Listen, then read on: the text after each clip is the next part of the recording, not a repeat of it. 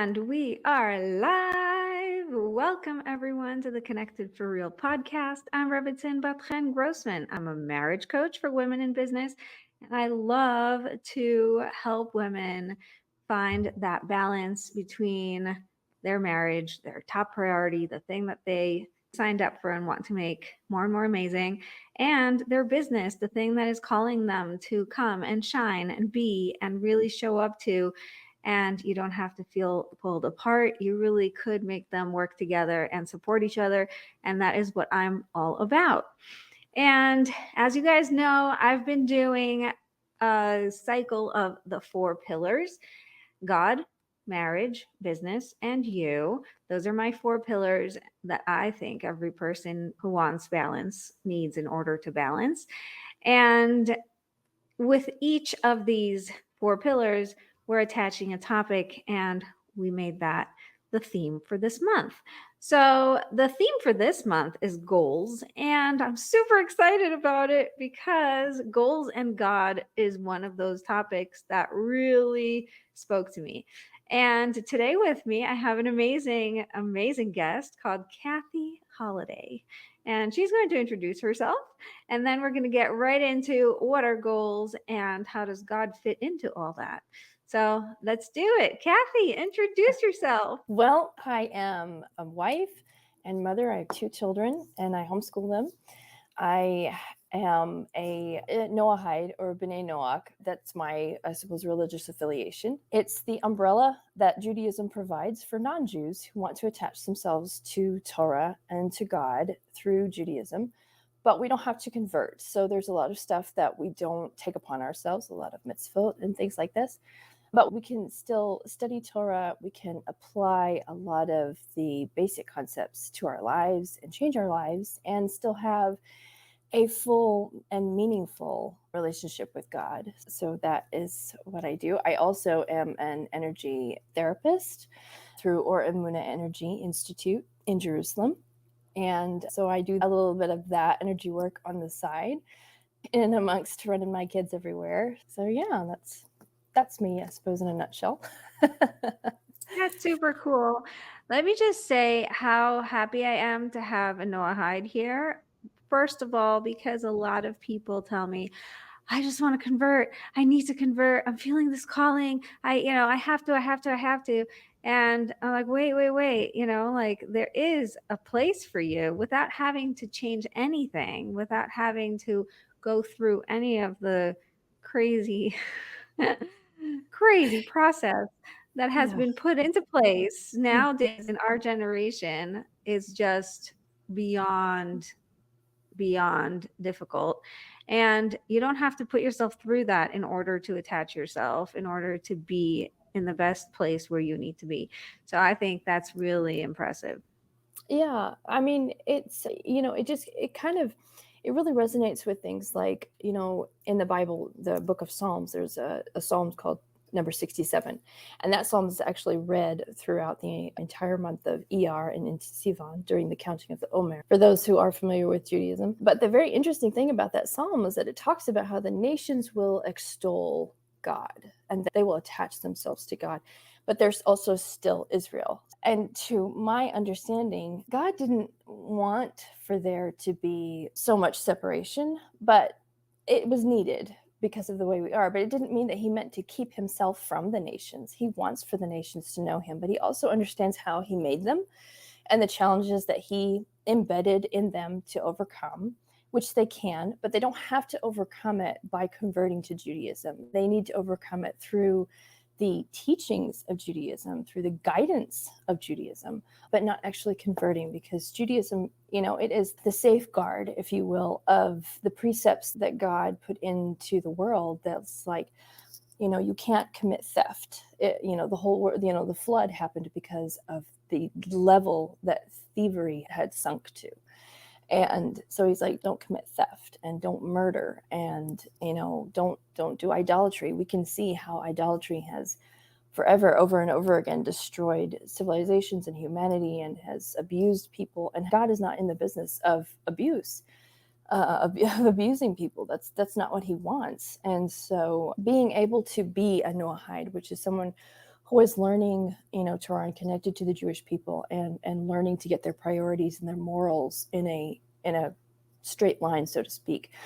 The world at large needs people like that. We need people who are people of integrity, people who are doing the right thing just because it is the right thing to do, because it creates a world in which God can make his presence even more known, which to me, because of my personal obsession with God, is like, that's like the goal. Talking about God and goals, well, my goal is to create a space that the presence of God can rest in. And so I think that being a Noahide is good, because you need to be in the world. If God had wanted everybody to be Jews, he would have made the whole world Jews. So obviously Right. he intended for there to be variety and differences, and those differences were not meant to be burdens between us, but rather just celebrated and appreciated because they represent different facets of God. So I love it. I love it. And really,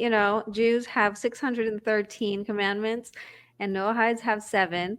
And let me tell you, you can spend all day long just on one. you really can, because I mean, when you study, because every law, and I'll just talk about like the 7, just every single one of those 7 is basically like, it's a category, and there's so many things that fall underneath that category, and there's so many layers to it. For instance, with one of the mandates for the non-Jewish world is to refrain from idolatry, but on a very deep, deep level, because the greatest idolatry is the worship of yourself, of never changing.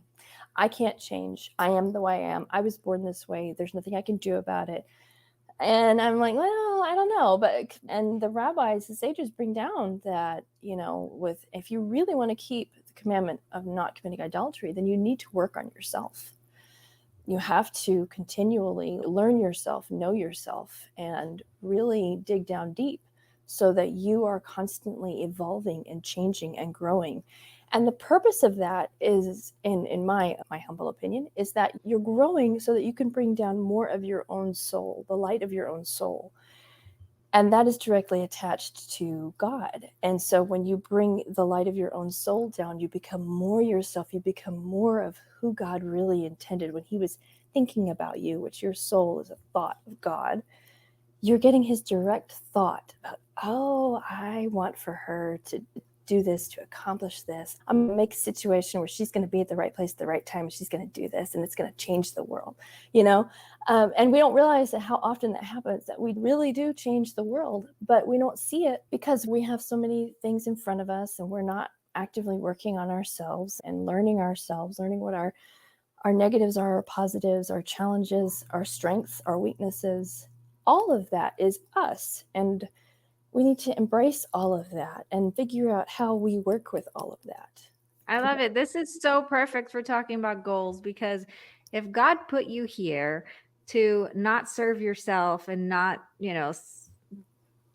worship yourself or, self-center yourself, Right. and really understand that you are here to shine and bring a light and really light up the world and bring God's presence home, then you have a responsibility to actually lean into these goals and, make them happen, manifest what you are here to do. And so let's talk about goals a little bit. How do we know what our goals should be? How do we know how to pick goals, how to go after them, how to actually get them done, how to, all the good stuff about goals? I have a love-hate relationship with goals. I think Most listeners do, because yeah. on one hand, you're like, oh, I really want to. And on the other hand, oh, I've been burnt so many times. Never mind. Yeah. So I think that goals are something that it goes back to really getting to know yourself. It really goes back to like knowing yourself, knowing how to trick yourself, seeing what works for you. Because if you find something that you want to do that interests you, that excites you, you're absolutely going to make that goal because it's interesting to you. It magnifies your strengths, right? Mm-hmm. So that's an easy goal. The hard goals are the goals that address your weaknesses, the goals that are making you like push, like maybe getting rid of that bad habit that you have, or just really trying to change something that is really so ingrained in you and you're really trying to break out of it. Those are the ones that are the hard ones. And it's real easy to get disappointed and disillusioned when you are always chasing after the negative goals. So I think that having a balance of both positive and negative goals, and when I say negative goals, I'm meaning like you're working on the thing that makes you stuck, because that's always going to be the hardest thing. And you have to learn yourself. You have to like, okay, what is it? Like I'm a naturally stubborn person. So, and I don't like to be told what to do. So even if I tell myself, you'll have to do this, there's a little part of me that's like, whatever, I don't have to do it because I don't want to do it. Right. So I have to go about it a different way. I have to go about, like, in my head, I'll have to be like, okay, yeah, I know you don't want to do this, but let's look past this moment and let's look at tomorrow. Like, if you don't take care of this situation today, it's still going to be there tomorrow and you're still going to have to deal with it. And you have the time today. Sometimes I have to tell myself it only takes 10 minutes. You have 10 minutes. You absolutely have 10 minutes that you can spend to do this. And then it's off your plate. And so you have to learn how to, you have to learn what head talk works for you. And then I would encourage, like, and balance it. Like, if you are, working on that negative thing, then also like make a goal, like, something that's your favorite thing to do. My goal today is to go for a walk. I enjoy that. So then do that, because I bet you're going to make that goal that day.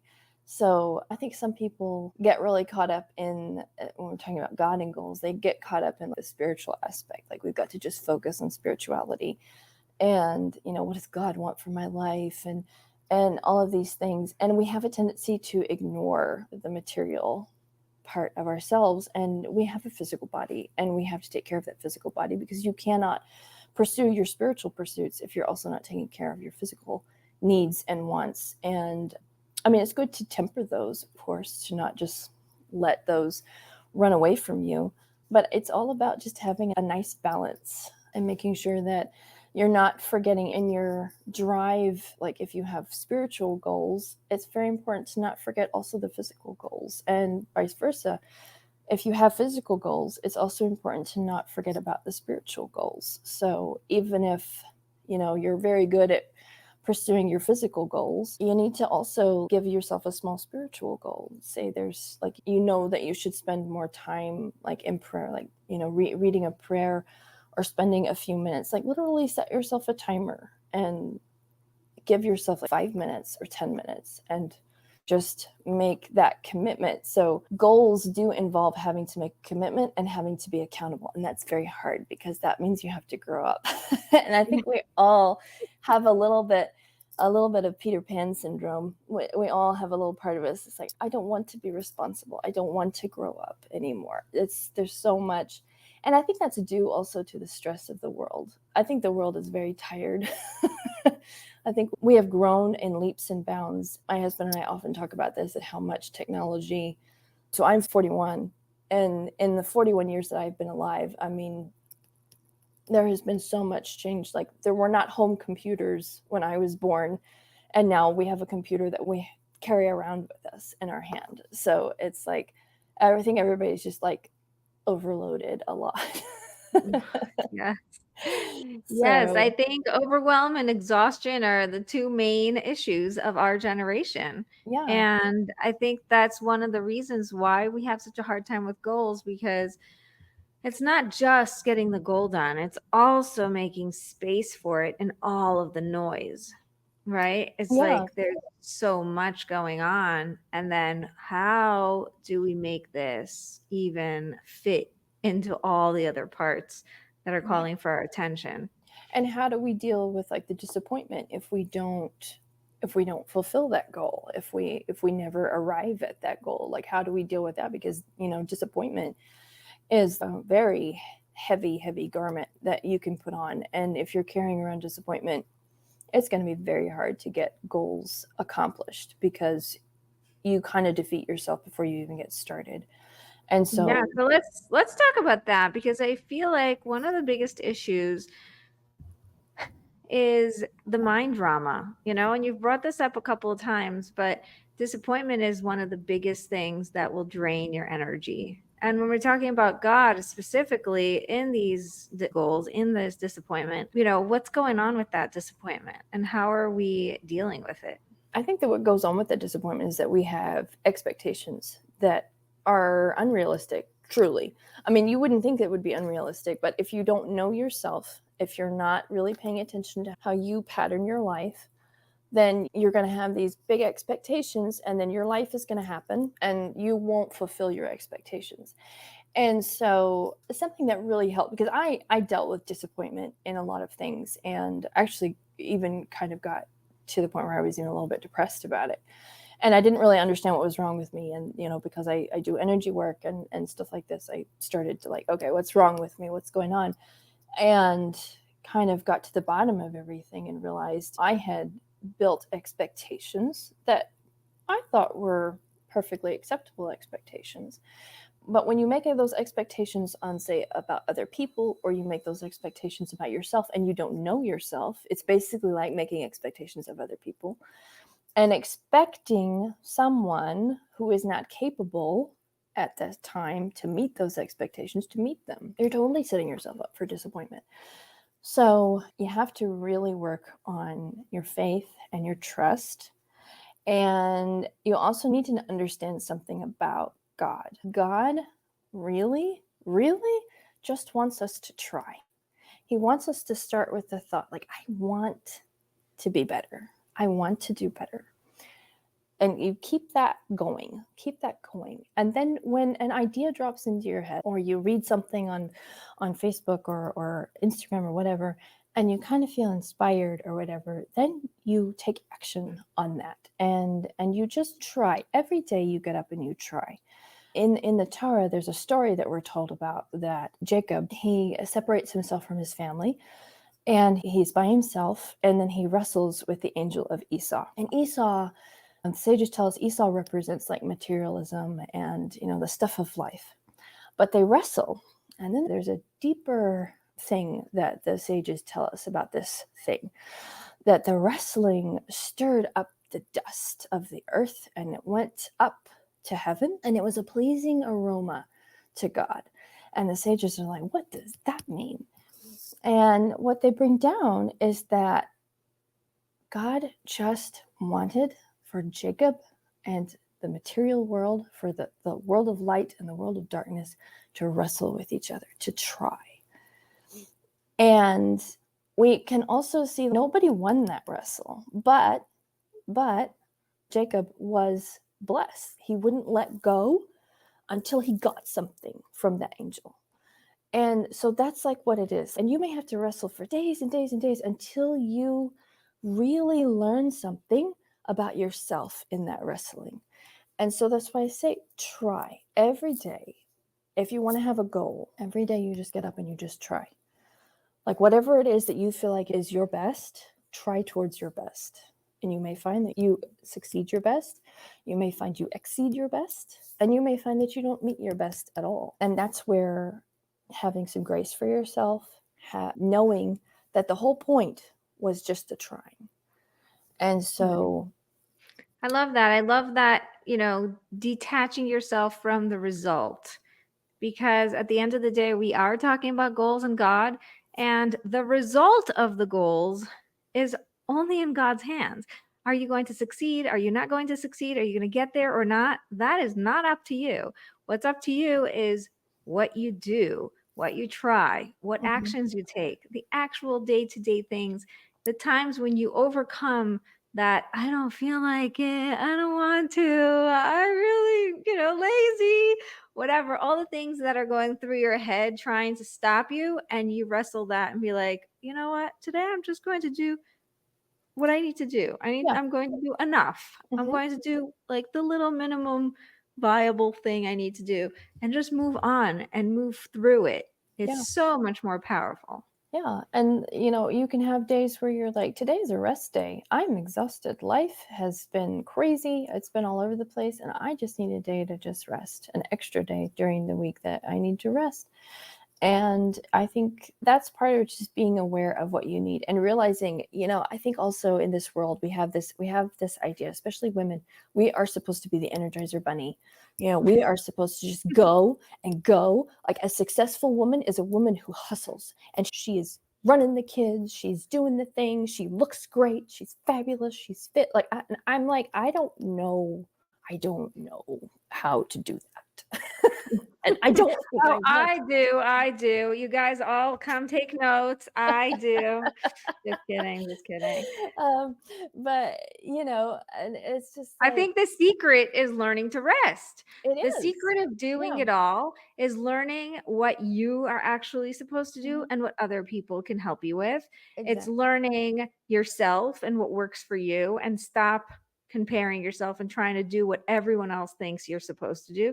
It's Mhm. making what matters matter to you and what doesn't matter not matter to you, right? There's like so many things that go into actually succeeding at doing it all. And it's not about doing all of the things that matter to everyone. It's about doing all the things that matter to you. And as soon as you can get in touch with that, you can be so successful. Like, I love what you're saying. The main thing is to get to know yourself and really know how you work, what works for you, what's the best way for you to succeed. Those are the things that are going to really get you to the finish line. Right. And not because you're in charge of controlling the result, but more like you're really in it. You're really in it. Yeah. And also, having just that goal of just I want to get to know myself. That lets go of so many other things because it like you said, it lets go of all of the results because how can you not become a better person and really step into your purpose if you know yourself? Like, how can you not? If you know yourself, then when opportunities and people come in your life, you will recognize without even thinking, oh yeah, this is for me, or oh no, that's not for me, I have no business messing with that, because you know who you are. So many people try different things because they don't know themselves. And not to say that trying things is wrong, but if you spend some time with yourself, then you can kind of start to figure out, I don't think I do very well this way. And it's also good to have a good friend, or, and even like if you don't have a good friend, then to get yourself a therapist, somebody who can kind of stand back and can help see a side of you that you may not be able to see just yet, and can help you notice, like, well, you do this, you self-sabotage yourself all the time in this particular area. And you can be like, oh, great, I do that, right. I didn't want to Yeah, notice no, that. I think, definitely use people around you as mirrors, because that's going to be extremely helpful. And awareness, there is a stage in life when trying things is really helpful, especially if you're taking notes, Mm, right? If you're in it to find out what works for you and really trying different things and giving each thing a real chance, not just jumping from one thing to the next. But at a certain point, if you're feeling like you're throwing spaghetti at the wall and you're just trying to figure out what sticks and you're just exhausted from it, then you need to stop and yeah. take a pause.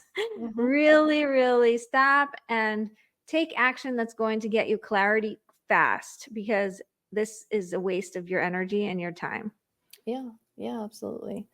So I guess bringing us back to God and goals, I would say that especially if you come from a religious background, there's like this push, like, oh, I need to find out what God wants for me. I need to find out what God has for what's my purpose, and why am I here? And like there's all of this stuff, and there's a big push with that.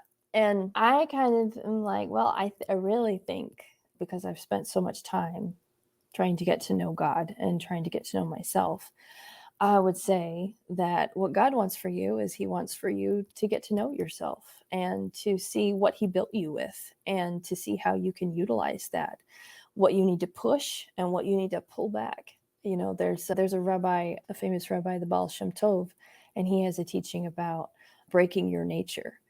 So when he's talking about that, he's talking about things that seem like they're so ingrained in you, and they seem like they're a stumbling block, and they always kind of get in your way.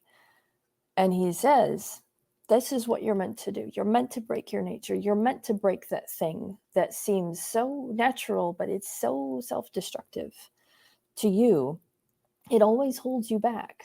That's what you're supposed to wrestle with. That's what you're supposed to fight with. And so to that end, then if you know that that's like what you need to break through, then that kind of like, well, it's just what Hashem says. Like if you choose the path to break your nature, then Hashem is going to guide your steps. That's where the trust comes in, trusting that he's going to bring people, programs, teachings, whatever. He's going to bring it into your life, so that way it helps you flip that switch. It helps you break that within you that is always in your way, because there's gold in there. There's gold in those boulders and those boundaries that are keeping us feel locked down. There's gold in there. That's why you have to wrestle with it. That's why you have to fight it. Going back to the wrestling with the angel and Jacob, like he wrestled and he held him until the angel blessed Jacob. And that's what you have to do. And the blessing is you're going to learn something about yourself. You're going to discover what you're capable of. You're going to discover a deeper level of your purpose. Your purpose is not just one level. Some women are like, my purpose in my life is to get married and be a mother. That's wonderful. What happens when your children are grown? Who are you for the next 40 years after your children move out? What's your purpose then? If your goal is something that's finite, then what happens when that is over?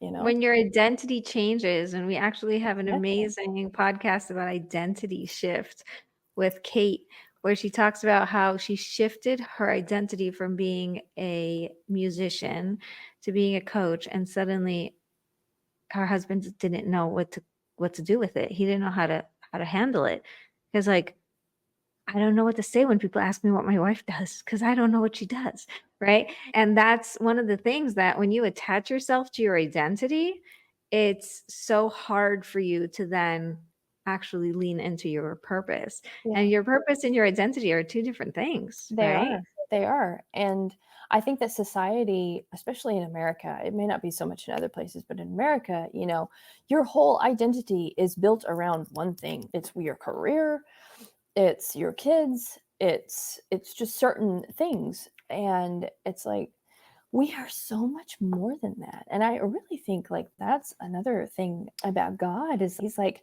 I made you in my image. I am many things. I have many faces. I am a lot. So are you. You are a lot. You are so much more than just one thing. You are so many things. And so to put all your eggs in one basket is shortchanging yourself, because you're going to get burnt out. You're going to get disappointed. Your expectations aren't going to be met. You're going to feel unfulfilled because you put everything into one thing, and you're so much more than just one thing. There's so many facets to you, and you should absolutely discover all of those facets, because God took delight in creating all of those facets of you. So, Right. I love it. So let's get a little practical. What can a listener do? Okay, she's been listening till now and she's thinking, great. So now I have to get to know myself. What is something practical that she can do right now, or start today, or, really start to lean into in order to find herself, in order to figure out what works for her and find a little bit more about what this means? well, I think, first of all, noticing yourself, let's look at positives and negatives. How about let's notice what brings you joy? And you might have to go back and you might have to think about when you were a little girl, and you might have to think about what was something that I absolutely enjoyed. And maybe you should figure out how to bring that back into your life. Like maybe as a little kid, you loved blowing bubbles. Like there was like a real connection between you and blowing bubbles. Well, maybe you should go buy you a bottle of bubbles and go out and blow bubbles just because it brings you joy. It speaks to a part of you, a piece of you. So that's one thing. Also, then another thing, let's go with the negative. Again, it's noticing. This isn't changing anything. This is noticing. Notice when you realize that you got triggered. You're all buzzed up. Just take a step back. What triggered me? What set me off? Because there's also, especially for women, I think there's a lot of things at play here. We have hormones, which if your hormones are not balanced, then you are sometimes not even aware. You can't figure out why something triggered you. And a lot of times it is because it's a physical deal. It's something like, oh, maybe my hormones are not very well balanced and I need to make some changes to my diet. I should talk to my healthcare professional. I should pursue figuring out how to get my hormones balanced. But also it could be that something triggered you because, again, when you were a child or you were a young adult, a situation happened and you were made to feel like you were being disrespected or you were not heard. And so anytime something gets close to that situation, that original situation, you're instantly triggered, even though it may not be the same situation and the person is not really disrespecting you at all. They're just looking for clarification. But you're misinterpreting it because it still feels like when there was a person who did disrespect you and they didn't listen to you. So that requires some introspection. That requires some going back to and making a clarification within yourself. Isn't that situation anymore? This is not that person. They really are just looking to clarify. They're not disrespecting me. And it's teaching yourself how to recognize patterns within yourself so that you can respond differently and you don't always have to react. And that takes noticing. And that means that there's going to be you may have some more times where you still react. And then later you're like, oh, but if you never notice and you never go back over the situation, then you're never going to break out of that pattern. So the first step is to just notice. If you're a writer, if you like to write things down, then write it out, journal it out. If you're like me and you just are constantly having just thoughts, it's too much, you can't write it down, then you'll spend time. You'll figure out how to, have the time to turn it over into your head. And then you may need to talk to a friend about it. And, but that's working on it. That's making progress. That is working on yourself. Noticing, writing it out or talking it out. I spend so much time talking to God. I have a running conversation with him all the time. So anytime that I have something that I was triggered by or whatever, I have the conversation. I talk to him about it, just like I'm talking to you, probably even more candidly. But he's my confidant. And I discuss everything with him because I always feel better after that. And I always feel like that I kind of clear the air. I kind of open myself up for him to download the solution for me because I got all of that frustration out of the way. So yeah. And I want to bring to your attention, guys, she's not talking about judging. She's talking about noticing. And they're two different things. When you judge yourself for being triggered, that was so bad of me, I can't believe I did that, whatever, then you're going in the wrong direction. Nobody is judging. Nobody is here to give you a scorecard of, how well you did or whatever. It's just about finding what is going on, right? you have to become your best friend. Like yourself. You are a likable person. And you need to be the first one to admit that. You need to be the one that looks at you and realizes that you're a human being. You struggle just like everybody. You have good points. You have bad points. And you were built with all of those. And you're meant to soften and strengthen and use all of those things. And you're never going to get anywhere if you judge yourself. So become your best friend. This is in direct relation to a mitzvah in the Torah that while it's not part of the 7, it's one of those it's encouraged because I think it applies to everybody. And that is to love your fellow as you love yourself. The important part is love yourself. You cannot be a really good friend. You cannot be a really good spouse if you don't love yourself. You're gonna fall short. There's always gonna be a boulder, a barrier in the way because you are in the way because you are not loving and liking yourself. I love that. How many of us are walking around being like, I hate myself for this. I can't believe I did this. And that's the judgment. And that's really the thing that's going to take you down. And I love that you said this. we have such a hard time, even when you were talking about find what brings you joy and find what makes you happy, we have a hard time allowing ourselves to be happy, just giving ourselves permission to be happy, because for some reason we're made to feel bad about being too happy, and I've Yeah. been blamed for this a lot throughout my life. It's like, something's wrong with you. You're too happy. It's like, really? And for a long time, I felt like maybe there is something wrong with me. Maybe I'm not supposed to be this way. But I'm realizing, no, I think there's something wrong with you. Yeah. Why can't you be happy? What's standing in your way from being happy? And happiness doesn't necessarily look like you're laughing all of the time and you're dancing around the kitchen. Everybody's happiness is specific to their personality type, who they are. Happiness could be that, you've carved out some time for you to be able to sit and read a, a book that maybe it's not an edifying book, maybe it's just a novel or something like that, but it brings you a place where you can just rest, where you can be at peace. And peace and happiness kind of go hand in hand with each other. They're the twins, I suppose you could say.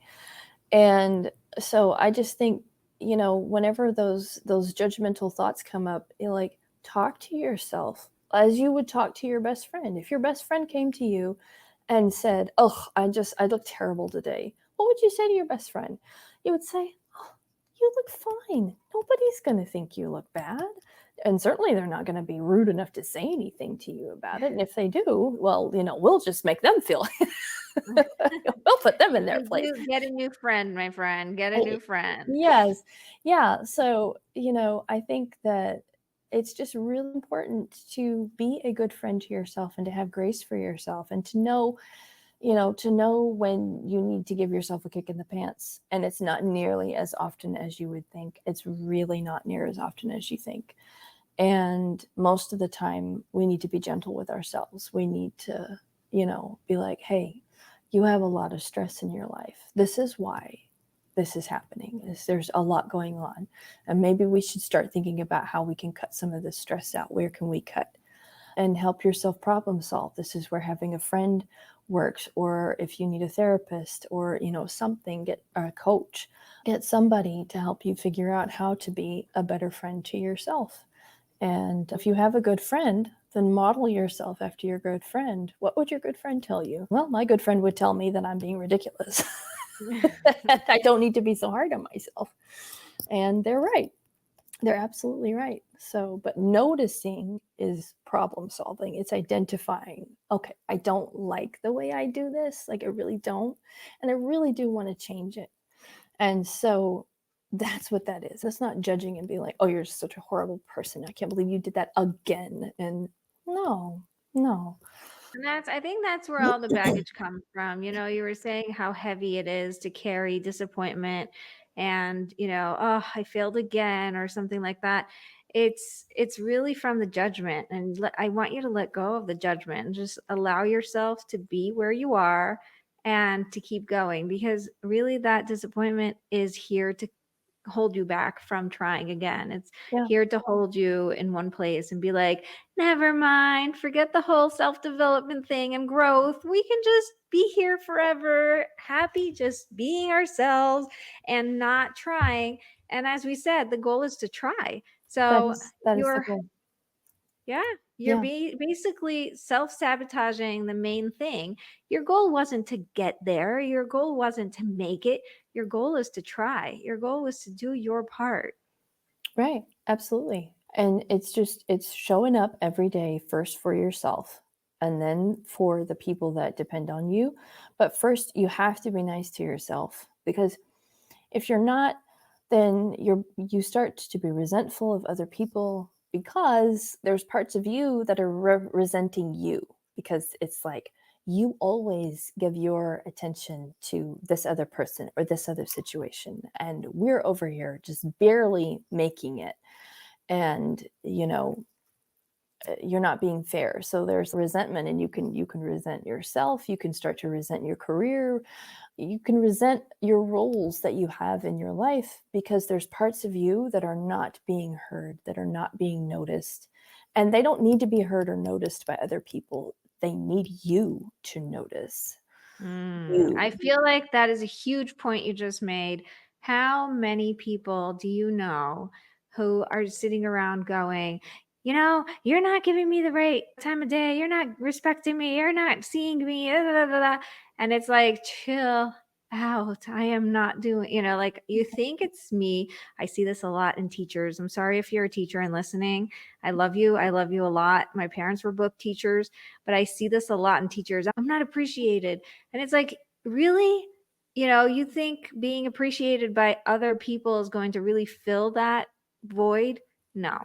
It's really calling you to look inside and find where you appreciate yourself. And the more you can, list out as many things that you appreciate about yourself, the less you're going to need that external validation. And then the more you're going to be able to show up fully without needing them to appreciate you, right? And that's where you started. Usually teachers are like, oh, I'm going to do this for the greater good of all humanity. You're not sitting around thinking the kids have to appreciate me or the parents have to appreciate me.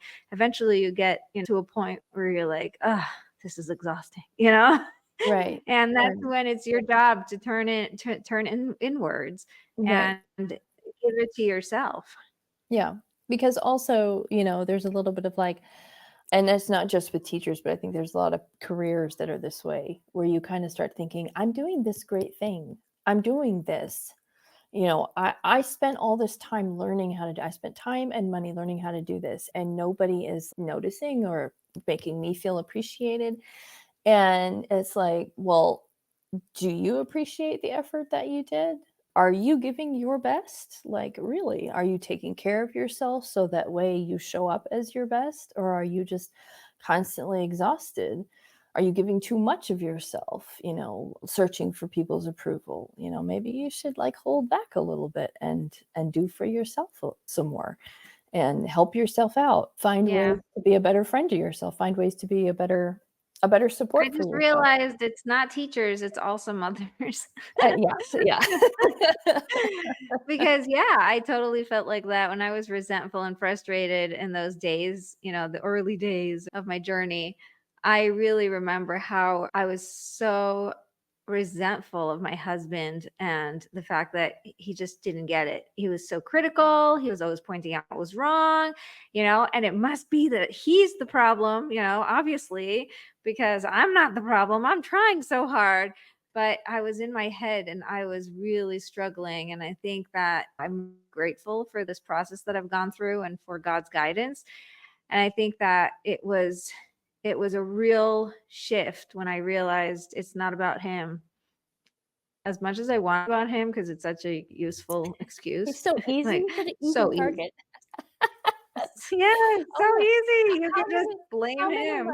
How many mothers sit and just stew over the fact that they haven't had the energy to fold the laundry? And you're thinking, you're so lazy. You should be folding the laundry. And then like, well, why doesn't he fold the laundry? Because there's a part of you that's like, stop being mean to me. Send that anger to somebody else. I'm doing the best I can. And so you do what your body asks you to do. You send it to somebody else, but then you're just spreading your mess around instead of being like, you know what? I bet it would probably only take me about 10 minutes to get that pile folded. And I've got 15 minutes before the baby gets up. So I'm going to just go ahead and fold those before they get up. And then maybe the baby and I will make a game of putting him away. Like, or by the way, you also have an option of not folding laundry, and that's okay. You do. You can just be like, it's in the chair. If you need it, just go get it out of the chair. No, seriously, I think there's so much pressure from within. One of my biggest things was like I had to have food ready every single day when they came home. And I felt exhausted, just drained from the pressure of having to do it. And when I gave myself permission to like, I don't have to, I get to, right? And I get to when I can, and I get to, when I want to. I'll do it. Yeah, but you know what? Sometimes I don't. And the kids come home, they're like, oh, let me just look whatever there is in the fridge. And they take out, whatever leftovers. They're still alive, it's still okay. Right. They're still happy. They're going and playing. They're doing great. Yeah. know? And it's really important for you to realize that there's a lot of things that we're talking about. You have to, you should, this is the most important. But really, really at the end of the day, if you're going to be resisting all this have to and should stuff, give yourself permission to not have to and see where it takes you, because it takes away a lot of the pressure, a lot of the drainage of the energy that's just, Yeah. making you exhausted. Yeah. So it's important to just pay attention to just how negative you talk to yourself and, you know, disagree with that negativity, argue with it. Mm. You know, Don't buy really, it. don't buy it. Don't buy that negativity. Sometimes, yeah, but you'll know when you're like, okay, I'm doing this to myself. They're right. I am setting myself up for this for my life to be a lot harder because I am avoiding this task or I'm avoiding this, this phone call or whatever it is. You know what I Yeah. find? I find that having a coach pushes me to have more honest conversations with myself, because I know that if I bring it up to her, then, she's going to say XYZ. And then I'm going to say, yeah, but I don't want to hear that, and then I'm going to say, and then she's going to say, da, da, da. So it just, it shortcuts my entire process. And I didn't even bring it to her. I just had this, whole Right. conversation. Because you know what your coach is going to say. So Right. if you're not somebody who is just naturally able to coach yourself, I think there are some of us. I'm one of those people that I can coach myself. Not to say that I don't sometimes. I still, I have mentors and friends that I do reach out to kind of freshen my perspective and make sure that that I am being honest with myself. But if you're not in the practice of being able to coach yourself, spending time with a coach, at least having a couple of sessions with a coach is going to be very helpful for you and worth the investment. One of the great things that I love about coaches is that they teach you how to ask yourself questions. And they teach you how to ask questions that are very pointed. Like you have to be honest with your answer. There's no getting around it. Right. And I love that because you can't get away from it. You have to Yeah, and answer the question. And when you answer the question, when you're honest, you open yourself up, and opening yourself up and getting out the negative, getting out the pain, getting out the hurt, getting out the judgment, getting out whatever the negative is, you make room for the positive to come in. You immediately fill it with positive. Don't leave that space empty. When you get the negative out, fill it with positive. So say, I'm right. judging myself because I haven't folded the laundry in a week. Okay, I haven't folded the laundry in the week because I haven't been sleeping because the baby's getting me up, or I have a lot of, work. There's extra work this week. You know what? I deserve some grace. I deserve something. I can ask for help. God forbid I ask for Yeah. help. Or I just be okay with us pulling clothes off of the couch this week and I'll get to it later.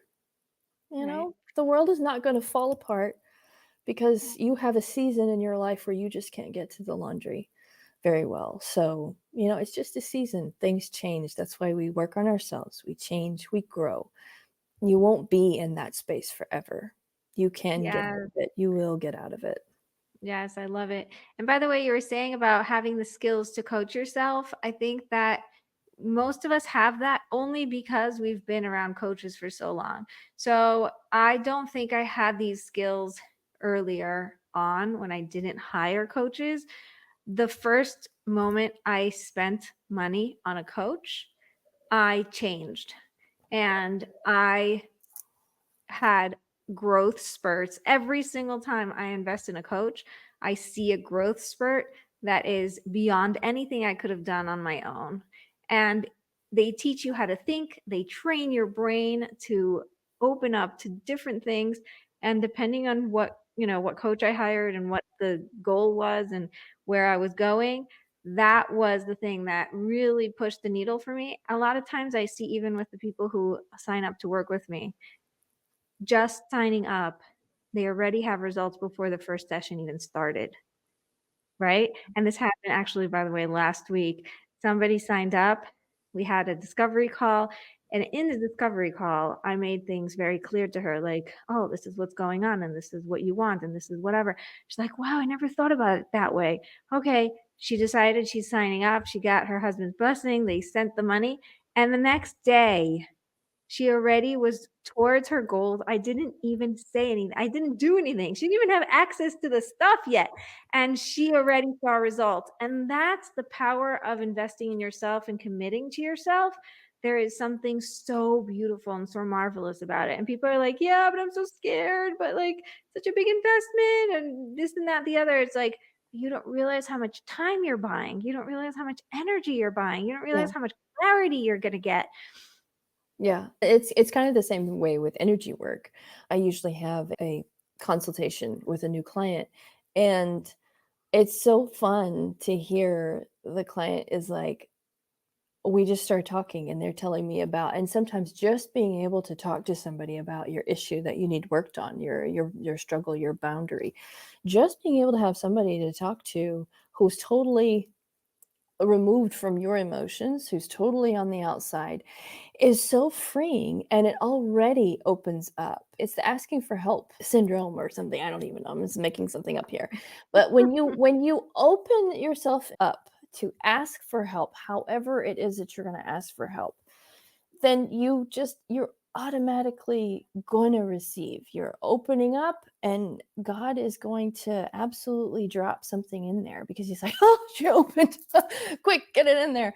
And so you're gonna start shifting, you're gonna start changing. And then when you actually go through and you do the work, whether it's with a coach, or what if you have energy work done, or somatic therapy, like whatever it is that you've chosen to help yourself, once you go through and you do the work, you're really going to rearrange the way you think, and you're really going to make progress on a lot of stuff, if that's what you want.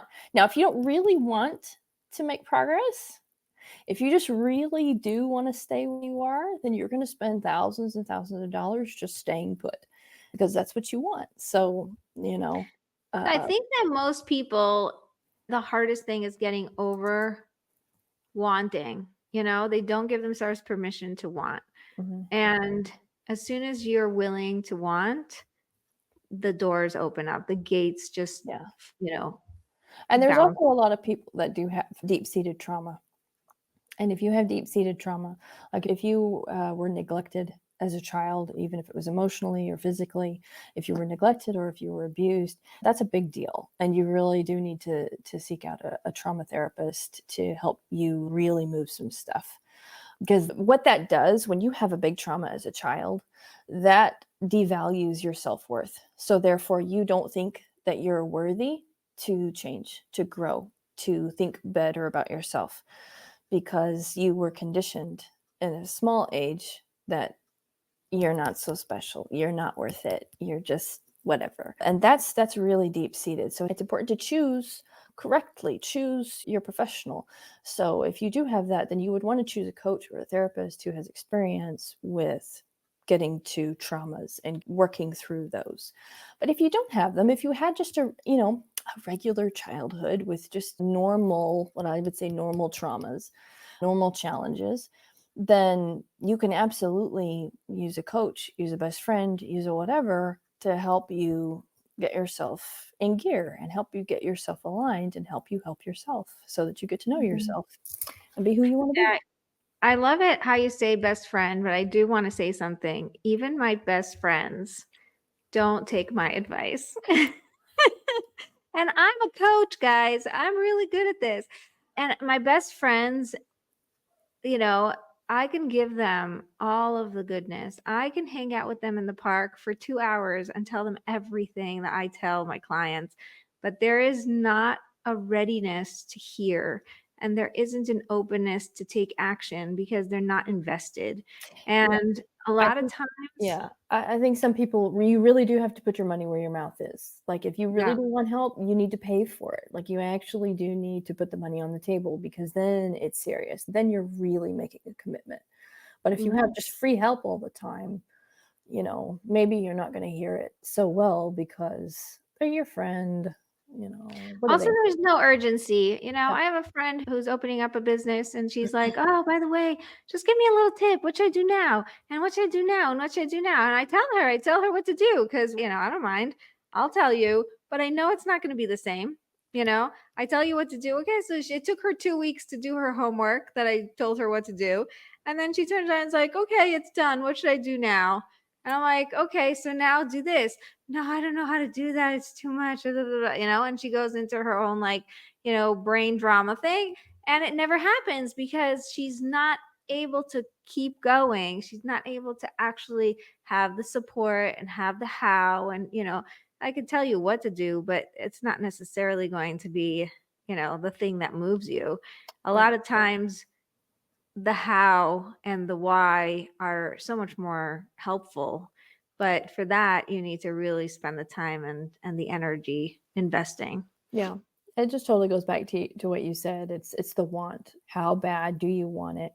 And what are you willing to do to get there? And if the goal is to work on yourself, if the goal is to break your nature, and that you self-sabotage, that you could only ever get so far, then you have to do something different. And if you've never paid for help before, then you should probably think about paying for help, because that's doing something different. What is it? The definition of stupidity is doing the same thing over and over again, expecting a different result each time. We Right. don't need to be sputtering like that. Yes. We're not meant to do that.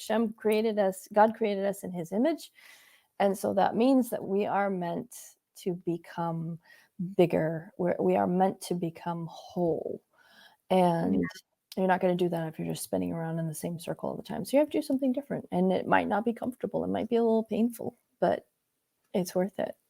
It's totally worth it. And I love how we came back to the beginning of our conversation, really to wrap it up. Get to know yourself. Do you need to pay for accountability? Do you need to pay for getting clarity? Do you need to pay for, like you said, getting through the trauma? Do you need to get, learning how to think and how to actually coach yourself? All these things are very specific, and each coach has their own specialty. What I say is, if you've never paid for coaching before, make it your goal to find your coach, not even hire her, just find who you're going to work with, because you're going to start to stumble around people who are, different, and find out that each person has their niche, and really get to know their personality and the things that they're saying and how they speak. And do I connect to their style? This is all really going to get you closer and closer to actually finding the person. And as soon as you find the person, God is going to guide you. If you're very clear about, I am looking for my coach, and once I find her, then I'll know that it's time. Once you find her, also the money comes into your life, right? Oh yeah. Somehow it all works out. All works out. That's my story with energy work. I was never into energy, like Reiki and stuff like that, before I met Rebbetzin Esther Ryder through the internet. I Yeah, by the never.